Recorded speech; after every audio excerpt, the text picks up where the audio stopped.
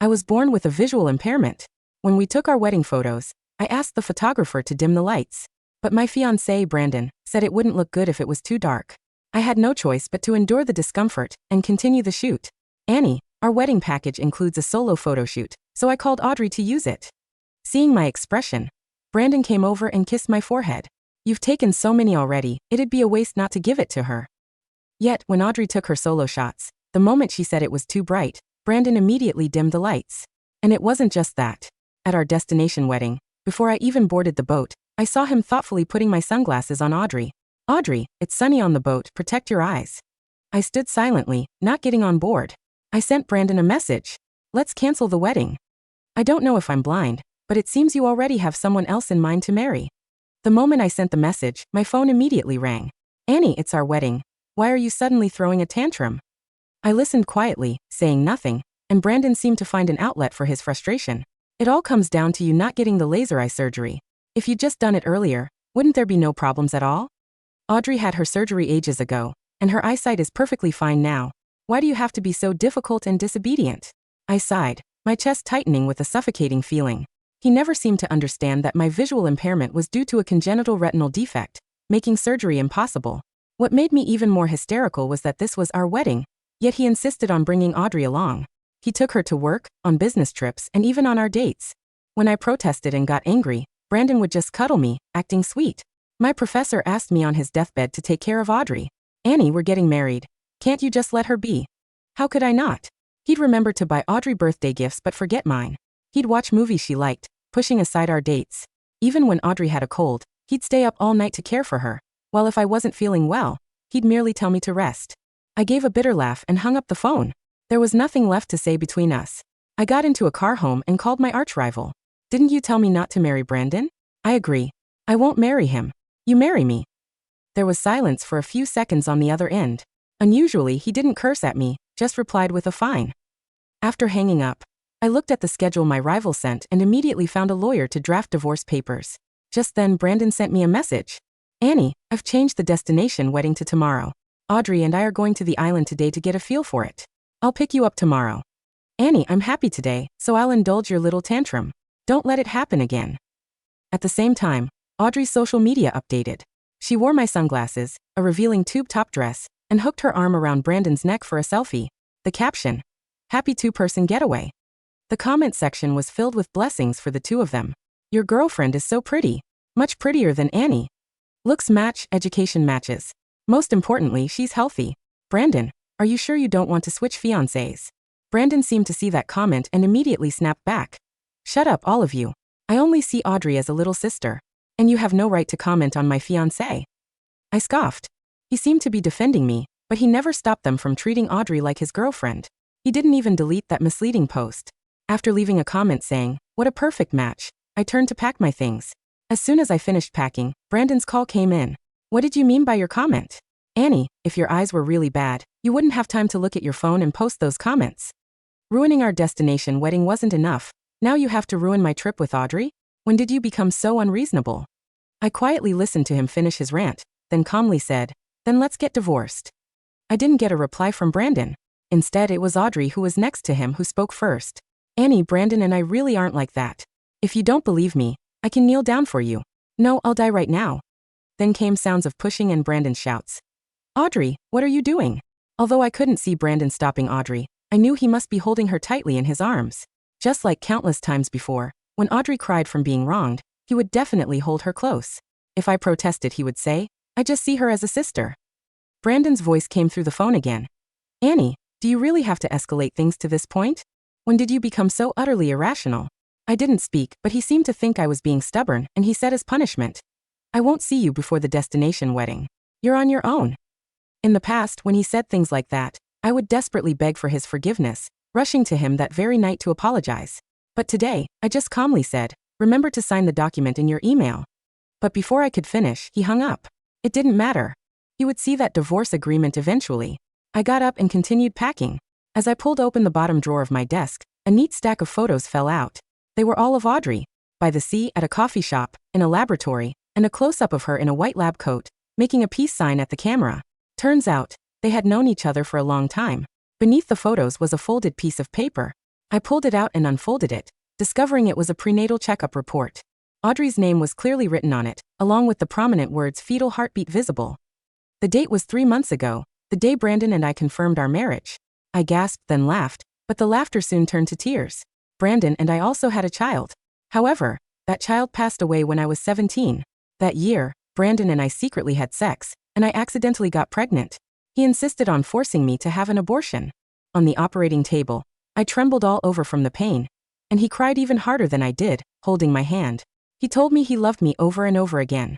He said he would be good to me for life, that he would definitely marry me. Later, I could never get pregnant again. Just as I was about to photograph the pictures for Brandon, a message popped up in the family Snapchat group.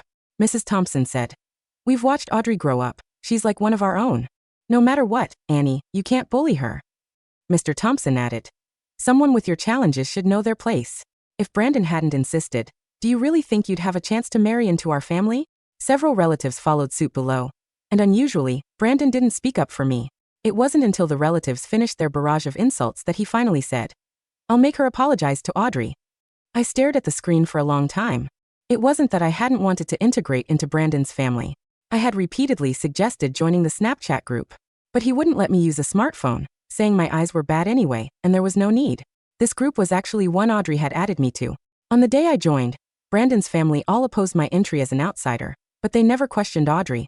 She, clearly also an outsider, had joined the group before me, Brandon's long-established fiancé.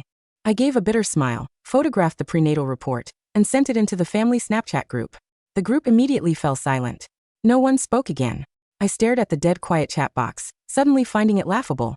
I put down my phone and, carrying my suitcase, prepared to go to the wedding house my rival had prepared for me early, when Brandon rushed in, looking disheveled. He must have seen the prenatal report, but he didn't explain anything to me. "Annie, say something in the group." His tone was unusually soft. "Just say that report isn't Audrey's, it's yours, and the name was just entered incorrectly. Audrey is still a young woman. How can she face people if this gets out?" He crouched down and took my hand. "I don't blame you for sending the report to the group, really. And we're getting married soon. You don't need to care about reputations." Before he could finish, I slapped him across the face. I gritted my teeth, forcing myself not to cry. "Is the child yours?" Brandon's face was turned away, he didn't move.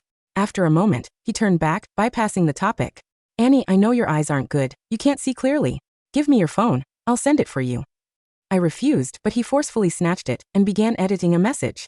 I turned my head, wiped away my tears. It didn't matter. Whether it was mine or not wasn't important. Anyway, I wasn't going to marry him. After he sent the message, he looked at the suitcase in my hand, then at my tear-reddened eyes. He hesitated for a moment, wanting to hug me.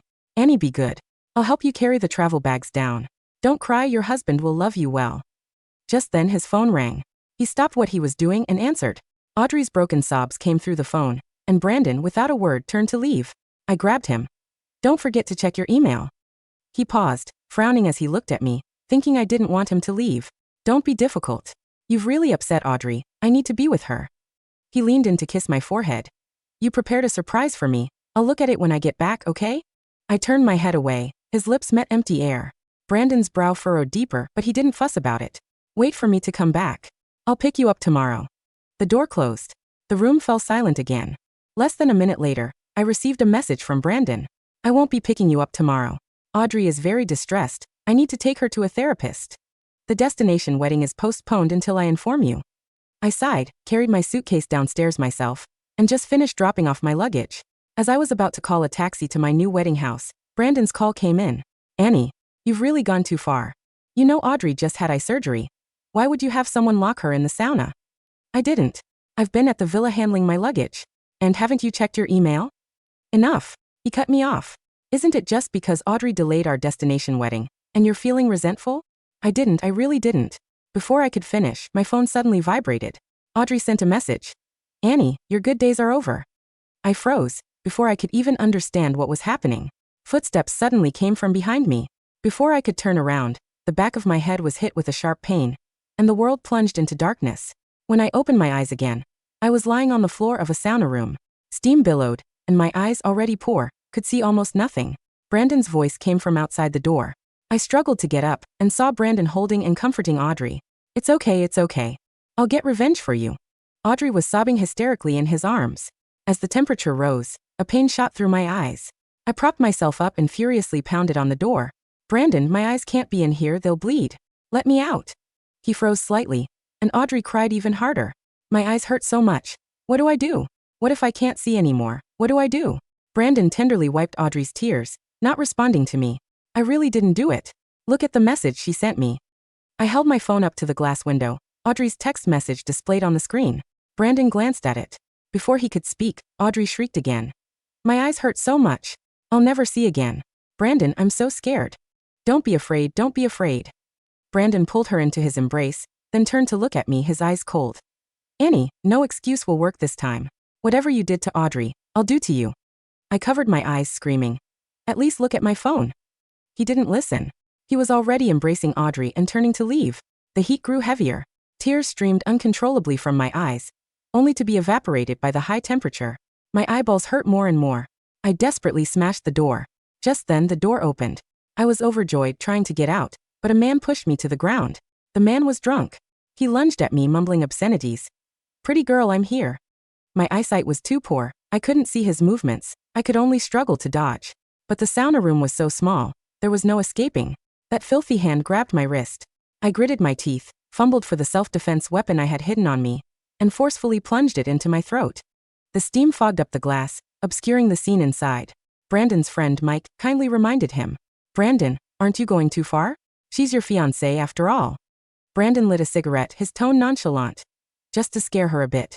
I didn't even turn on the temperature. I have to teach her a lesson, otherwise she'll keep bullying Audrey. Mike paused. Then why is she constantly screaming that her eyes hurt? She's being dramatic. Brandon exhaled a puff of smoke. That's just how she is. Before he could finish, a staff member stumbled over. And no good. The lady in the sauna room. She killed herself. The cigarette slipped from Brandon's fingers, its orange tip landing with a tiny, wet hiss in the puddle of water on the concrete floor. What did you say? Brandon's voice was very quiet, the arrogant, dismissive tone he had used just seconds ago completely evaporating into the cold autumn air of the resort hallway. The staff member was trembling, her hands clutched over her mouth, her eyes wide, with a wild, paralyzing terror. The lady in the glass room, sir. She plunged a tactical pen into her own throat. There's so much blood. The glass is completely covered in red. Brandon didn't wait for her to finish. He threw his shoulder against the heavy, wooden door of the VIP suite, his leather shoes sliding on the wet tiles as he ran toward the back corridor where the private sauna suites were located. Annie, he roared. Behind him, Audrey stumbled, her hand clutching her stomach as she tried to keep up her face pale. Brandon, don't go in there. It's a trick. She's trying to scare you because you stayed with me. Shut up. Brandon yelled. He pushed the heavy, insulated glass door of the sauna room open. A thick, hot wave of steam rushed out to meet him, carrying with it the sickening, heavy scent of raw iron and fresh blood. The mist was so thick it was hard to see, but under the dim yellow light of the corner lamp, the wooden benches were covered in a dark, dark red. I lay on the floorboards. My spectral form stood beside the table, looking down at my own pale, cold corpse. The self-defense pen, the sharp, carbon fiber weapon Julian Sterling had given me 3 years ago when he warned me to protect myself from the Thompson family, was still embedded deep in my throat, my fingers still wrapped tightly around the metal casing in a final, absolute grip. My eyes, those blind, damaged eyes that had never been able to see the beauty of the world, were wide open, staring at the ceiling through a film of gray dried blood. No. Brandon's knees gave out, and he fell heavily onto the wet wood, his hands sliding through my blood as he reached out to touch my face. Annie, no. No. You're playing. You're pretending. You wanted to make me angry. He pulled the pen from my neck, his hands shaking so violently he dropped it twice onto the floorboards. He pressed his palms against my throat, trying to stop the blood that had already stopped flowing, his voice cracking into a high-pitched, hysterical howl of pure, unyielding grief. I didn't turn on the temperature, Annie. I swear I didn't. I just wanted to teach you a lesson. Why? Why did you have to do this? From the doorway, Julian Sterling walked in, accompanied by 4 private security guards in dark suits and 2 police officers in uniform. Julian's face was like a stone carved from winter. He looked at my body, then at the blood on Brandon's hands, his eyes carrying a cold, dangerous finality that made the air in the hot room feel instantly freezing. Get your hands off her, Thompson, Julian said, his voice low, flat, and absolute. The head office of the Sterling Group sat on the 55th floor of the Rockefeller Center, looking down at the gray, rain-slicked waters of the harbor. Inside, the room was quiet, smelling of expensive cedarwood, hot espresso and fresh print toner. Julian Sterling stood by the floor-to-ceiling windows, a cup of black coffee in his hand, his sharp profile rigid. The assets have been successfully frozen, Mr. Sterling, his chief litigation lawyer, Evelyn Vance, said, sliding a thick folder of documents across the table. As per Miss Annie's final instructions, signed and sent via email, 48 hours before her death, all her family's private trusts, patent rights and real estate holdings have been officially transferred to the Sterling Group. And the Thompson Group? Julian asked, his voice a low, measured baritone. The Thompson Group is completely leveraged, sir, Evelyn said. Their primary line of credit for the new Smart City corridor was held by Miss Annie's family trust. Since she transferred the trust to us, we have officially issued a default notice on their $50 million commercial loan. By tomorrow morning, their office building will be sealed by the federal marshals. Julian turned slowly, his gold-rimmed glasses catching the cold light of the window. She wanted to be free, Evelyn, he said, his voice dropping into a quiet, serious register. She spent 3 years letting that arrogant boy treat her like an embarrassment, letting his family insult her, and letting that girl stay in her house. She called me her rival because she was too proud to admit I was the only one who saw the truth. He looked at the small, velvet-lined box resting on his desk, the one containing the wedding ring he had custom-made for her, which was now never to be worn. The police have obtained the security footage from the resort parking lot. Julian continued, his eyes narrowing. They found that the man who struck the back of Annie's head and dragged her into the sauna room was hired by Audrey's personal driver. And the medical report? Audrey's eye surgery was a complete fraud, Julian said, a cold, predatory smile touching his lips. We obtained her medical files from the clinic in Florida. She had a simple cosmetic procedure, completed 2 months ago. She was never in danger of going blind. She faked the injury to make Brandon lock Annie in the sauna. Let's make sure the Thompson family has a front row seat to their own funeral. Evelyn, Julian said, his hand clutched tightly around his glass. I want every single asset they own liquidated by Friday. In his dark, empty office at the Thompson Group headquarters, Brandon sat on the floor, a half-empty bottle of cheap whiskey in his hand.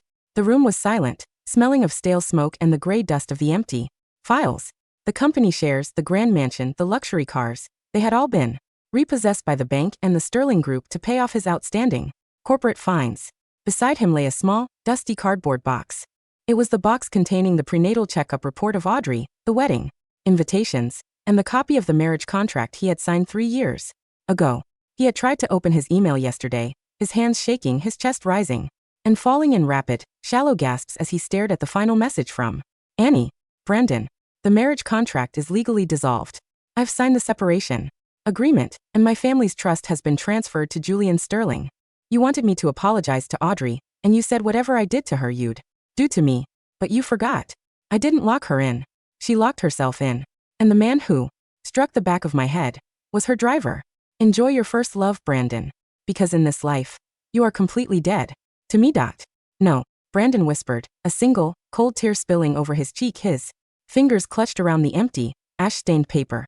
No, Annie. I'm sorry. I was blind. I didn't know about the driver. I swear I didn't. No. He looked at his hands. Hands that had once been so gentle. Hands that had waited for me outside the library in our college years. Hands that had promised to protect me from any grievance. But he had traded those hands for a hollow, cheap plaything, believing that my constant concessions meant I would never leave his side. The door to his office was pushed open. Audrey walked in, her face pale, her expensive clothes wrinkled and dirty after being released on bail. She looked like a ghost of her former self, her elegant, proud socialite demeanor completely gone. Brandon, she gasped, her voice raw, frantic. The lawyers said we can't leave the country. My father's bankruptcy was finalized yesterday. We have to go to the Sterling family. We have to beg Julian. He's Annie's husband. He'll listen to you. If he just tells the board to stop the lawsuit, we can save the remaining shares. Brandon slowly turned his head to look at her. The timid, gentle little sister he had spent 3 years protecting looked like an ugly, desperate parasite in the dim light of his ruin. She's not my wife, Audrey, he whispered, his voice dead. And she's not yours. She's dead. And we are the ones who killed her. He stood up, his tall frame shaking with a low, dry laugh, a sound so hollow it made the glass windows of his apartment shiver. I gave you her sunglasses, Audrey, he said, his voice dropping into a quiet, chilling whisper. I gave you her room, her car, and her wedding dress. And in the end, you had your driver hit her head so you could lock her in esteem. Room to prove you could crush her. He pushed her away with a sudden, disgust-filled motion. Get out of my sight, he said.